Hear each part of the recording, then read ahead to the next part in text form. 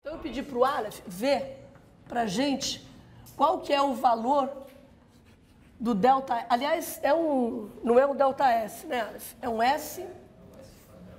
um S padrão. O que é o padrão mesmo?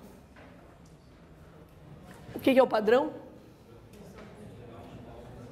1 mol da substância pura a 1 bar de pressão. Quanto que é para água líquida? Para água sólida, desculpa, se é que vai ter aí. Aqui só tem líquida e gasóleo. A diferença entre o sólido e o líquido não é muito expressiva, tá? Então, quanto que é o valor da entropia da água líquida? É 69,9. Joule por Kelvin. Eu vou fazer assim, ó, por Kelvin por mol. Joule, Kelvin menos 1, mol menos 1. Isso aqui define estado padrão. Sempre que tem essa bolinha... Não, amor, para qualquer substância, quando você está dizendo que aquela propriedade foi obtida em condições padrão, você está dizendo que aquele valor se refere a um mol da substância pura a 1 bar de pressão. Tá? Para a gente poder comparar. E qual é o valor da água no estado gasoso? É 188,8.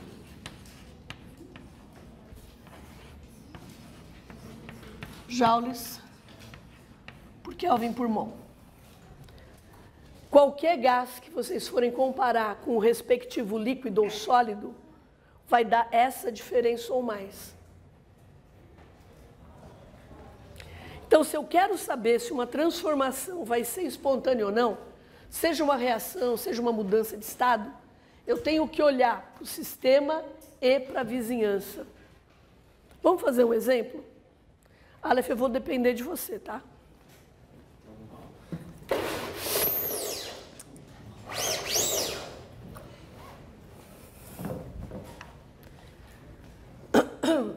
Primeira coisa que eu vou perguntar é o seguinte. Primeira coisa que eu vou perguntar é o seguinte. Essa reação que eu vou colocar aqui na lousa.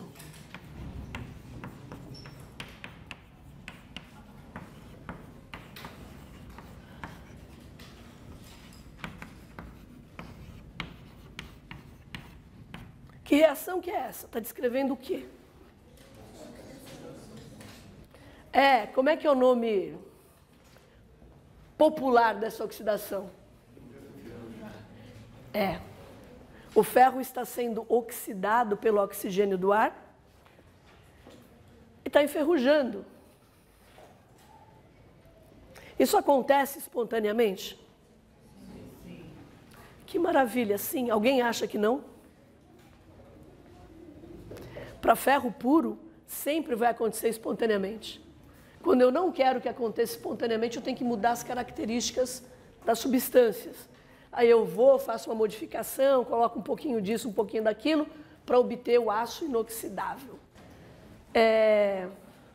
Bom, então a gente sabe que essa reação aqui é espontânea.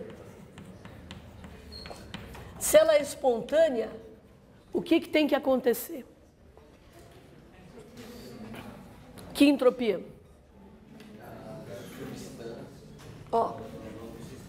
O delta S do universo tem que aumentar.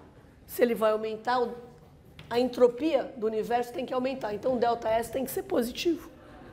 Os valores que o Aleph vai dar para a gente são valores padrão, né, Aleph? Sim. Então, o que a gente vai olhar, na verdade, aqui agora, o que nós vamos buscar vai ser um delta S do universo padrão, porque a gente vai comparar com valores padrão. Professor, tem que ser obrigatoriamente maior que 0, né? Para a reação ser espontânea. Sim, o delta S do universo em transformações espontâneas só não é maior que 0 nas transformações reversíveis, completamente reversíveis. Só que essas transformações são muito raras no mundo real. Meu amor. Uma mudança de estado físico é uma transformação completamente reversível. Se você pega um molde de água líquida e tira energia dela, ela solidifica. Se você der o mesmo tanto de energia, ela liquefaz. Você pode fazer isso quantas vezes você quiser. Essa é uma transformação completamente reversível. E a variação de entropia nessa reação é igual a zero. É. Por isso que em alguns livros vocês vão dizer vão ver que o critério de espontaneidade é maior ou igual a zero. Só que a gente está lidando com reações químicas, e com reações químicas, o que nos interessa é isso aqui, maior que zero. Então,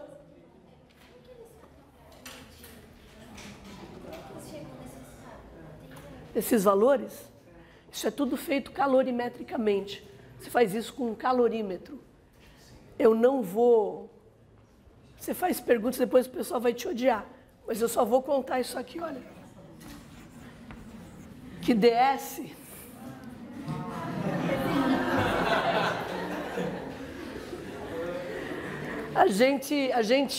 Existe uma relação... Não, deixa eu só mostrar uma coisa para vocês. O DS, ele é dq sobre T. Dá para perceber isso porque é Joule por Kelvin. Joule é energia, que é o Q, e Kelvin é temperatura, que é T. Então, eu posso reescrever esse dq aqui como CPDT, vocês lembram da aula de ontem, sobre T, ou como CVDT sobre T. E aí eu tenho que integrar. Se eu integro isso aqui, eu vou obter o ΔS numa faixa de temperaturas. Aí, se eu conheço a dependência de CV e de CP com a temperatura, eu tenho como obter esse valor, eu faço a integral, aqui eu vou ter um logaritmo em temperatura, mas é obtido experimentalmente, através das capacidades caloríficas. Então, o que eu tenho que saber para a matéria é a capacidade calorífica. Por isso que isso é tão importante. Por isso que na Fisquim 1, vocês vão estudar tanto sobre capacidade calorífica. Acho. Era assim, pelo menos. Bom, isso aqui é o que a intuição me diz, tá certo? Todo mundo concorda com isso? Já que nós definimos que as transformações espontâneas implicam num aumento da entropia do universo, se eu sei que essa reação aqui acontece espontaneamente, então eu sei que o ΔS do universo é maior que zero. Olhando para essa reação, o que mais vocês podem me falar? Só para o que está aí.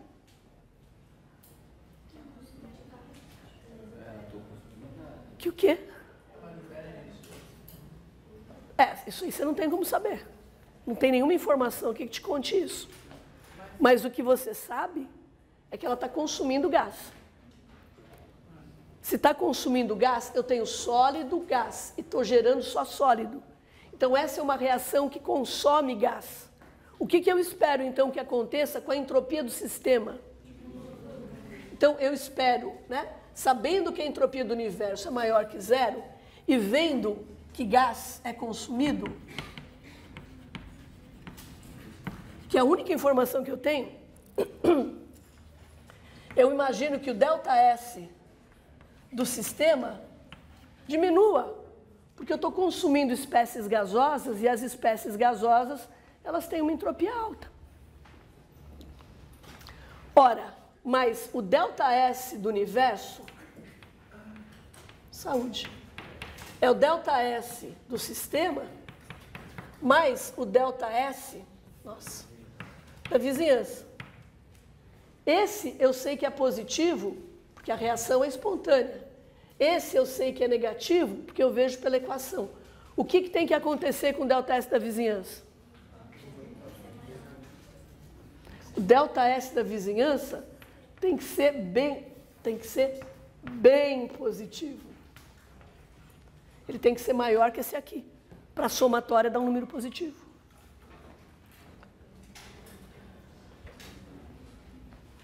Isso aqui é um sinal de mais, não é uma cruz. Não.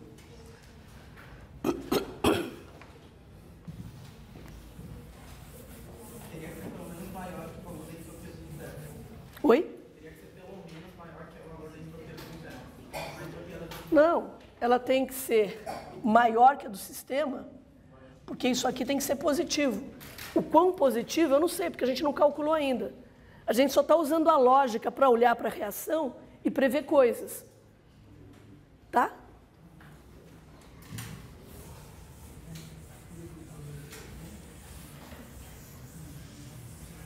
Alguma dúvida até aqui? Eu dei uma equação para vocês e alguns conceitos. Tem certeza? Bom, essa entropia do sistema, a gente sabe que está associada à matéria. E a gente sabe que está em valor tabelado. Mas e a da vizinhança? Está ligada a quê? Está ligada a? Sim, mas qual parâmetro? Qual função termodinâmica? A gente estava discutindo isso até agora. Hã? Sim, como é que a gente chama o calor a P constante? Calor trocado a P constante. Como a gente chama?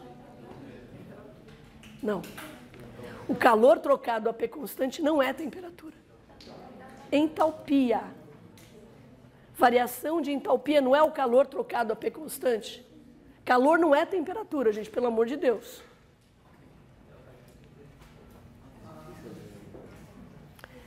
Calor e temperatura estão relacionados, mas são duas coisas diferentes. Então, esse ΔS da vizinhança é pergunta da Paula. Não foi, Paula, que você me perguntou? Poxa, aquela reação é endotérmica, como é que pode ser? A energia não está indo para o sistema? Tá. Mas o que está mudando na energia do sistema, eu vejo aqui, ó. Se eu quero olhar para a vizinhança, o único jeito que eu tenho é para o calor que a vizinhança troca com o sistema. Então, se eu tenho uma reação que é exotérmica, ela está jogando calor na vizinhança, não está? Sim ou não? Então, a entropia da vizinhança está aumentando, não está? Uma reação endotérmica, ela tira calor da vizinhança, certo? Então, a entropia da vizinhança diminui, certo? Então, se a entropia da vizinhança tem que aumentar, essa reação tem que ser o quê? Tem que ser o quê? Exotérmica. Eu tenho que jogar calor na vizinhança.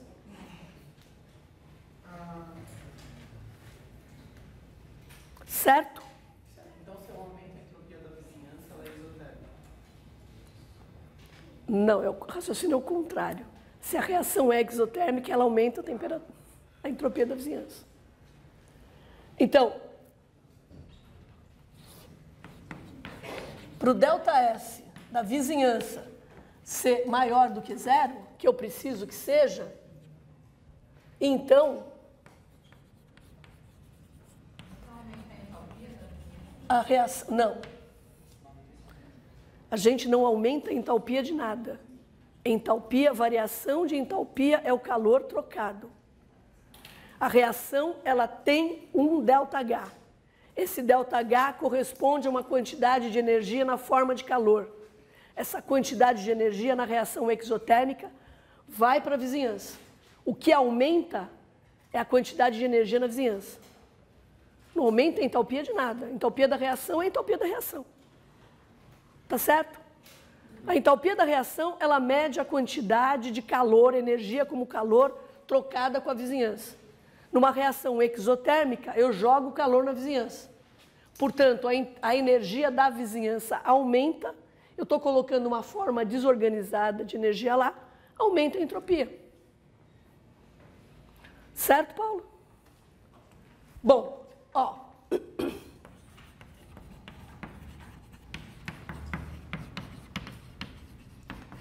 Então, a reação deve ser exotérmica.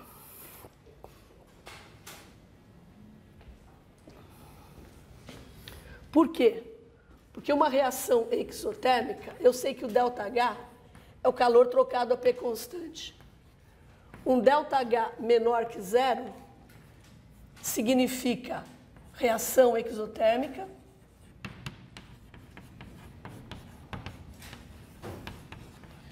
E significa mais energia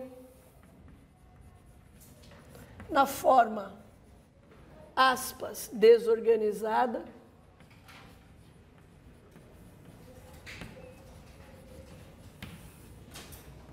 na vizinhança.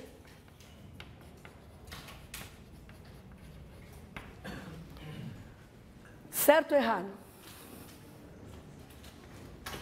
Tá claro, Vitor? Eu entendi que o campeonato vai ser positivo,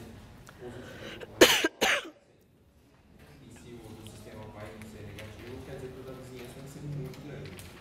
Mas, assim, pô, tá jogando a energia para fora. E só pelo fato de jogar a energia para fora, a primeira coisa que vai tocar vão ser os gases que estão ao redor. Esses gases, eles vão aumentar a movimentação deles, a liberdade deles, e por isso aumentar a entropia deles. Não, é que quando a gente pensa, a gente faz uma coisa no laboratório e a gente discute outra coisa no modelo teórico, né?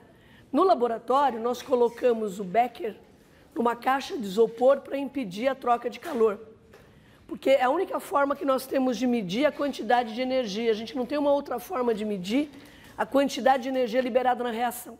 Isso foi o que vocês fizeram no laboratório.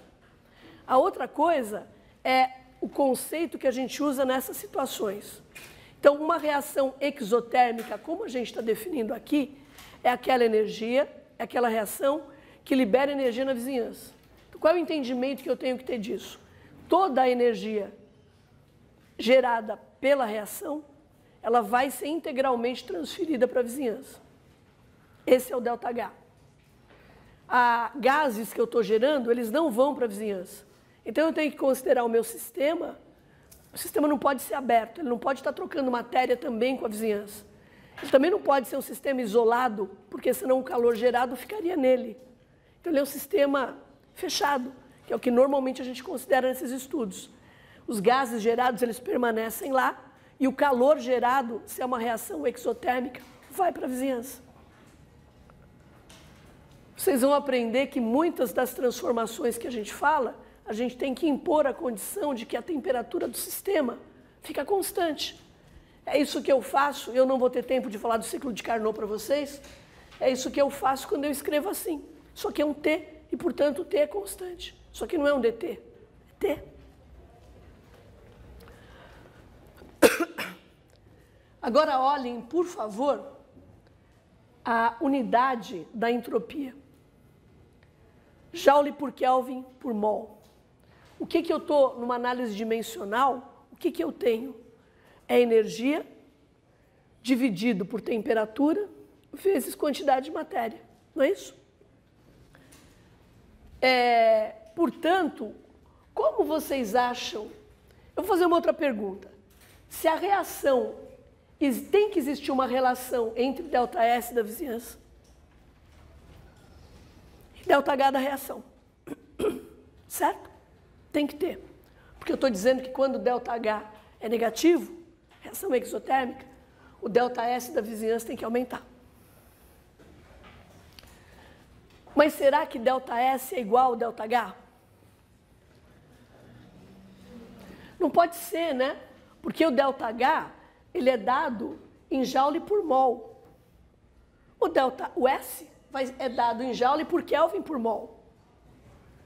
Então, fazendo essa análise dimensional, como é que vocês acham que é a relação entre entropia e entalpia?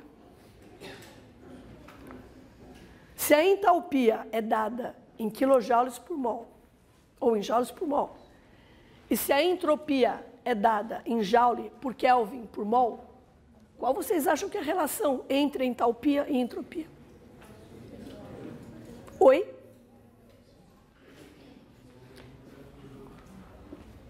Considerando a análise dimensional, vocês acham razoável a gente imaginar que o ΔS da vizinhança seja o ΔH dividido por T?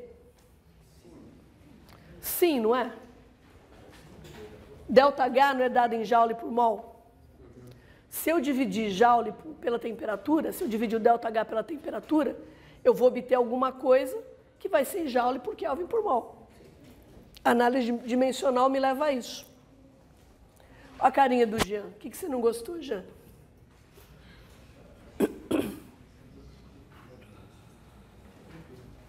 Oi? Quem ia perguntar alguma coisa aqui? Acho que o Ednei vai fazer uma pergunta, né, Ednei? Não? Não. Oi. É uma entalpia de formação padrão a uma temperatura constante, então tem como determinar essa minha entropia, minha variação de entropia. Lógico. Supõe uma reação. A reação acontece a X, na temperatura X.